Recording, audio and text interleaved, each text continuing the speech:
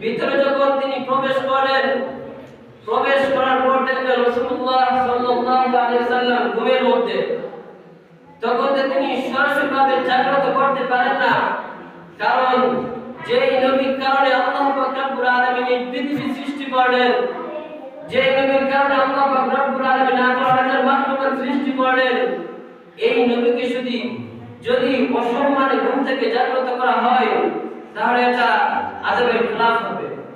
যখন জিবরাইল আলাইহিস সালাম ওনার মুখ মুবারক, লালা মুবারক রাসূলুল্লাহ সাল্লাল্লাহু আলাইহি সাল্লামের পা মুবারকে স্পর্শ করলেন, যখন তিনি টাচ করলেন রাসূলুল্লাহ সাল্লাল্লাহু আলাইহি সাল্লামের পায়ে ওনার লালা মুবারক দিয়ে, রাসূলুল্লাহ সাল্লাল্লাহু আলাইহি সাল্লাম ঠার পেলেন যে কোন একটা ফিল অনুভব করলেন, তিনি ঠান্ডা অনুভব করলেন।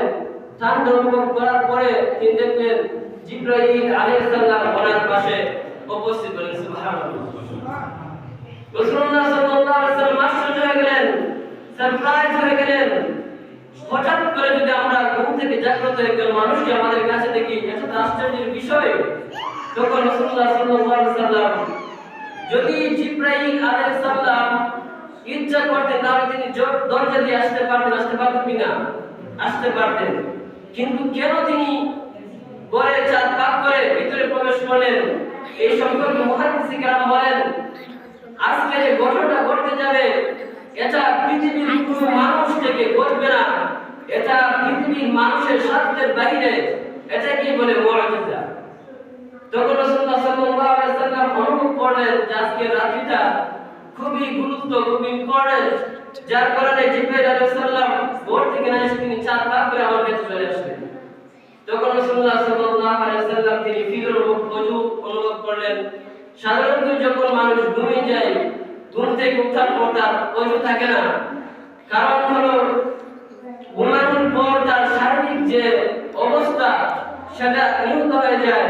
তখন রাসূলুল্লাহ সাল্লাল্লাহু আলাইহি সাল্লাম যখন ওযু করার সিদ্ধান্ত নিলেন, তখন জান্নাত থেকে কাউসারের পানি আনা হলো এবং রাসূলুল্লাহ সাল্লাল্লাহু আলাইহি সাল্লাম ওযু করে নিলেন।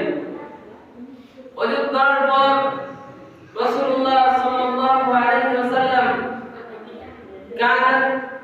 মসজিদুল কাবাতে তাওয়াফ করলেন। তাওয়াফ করার পর হযরত মিকাঈল আলাইহিস সালাম, হযরত জিবরাইল আলাইহিস সালাম ওনারা দুজন রাসূলুল্লাহ সাল্লাল্লাহু আলাইহি সাল্লামকে ধরে নিয়ে গেলেন কাবার পাশে।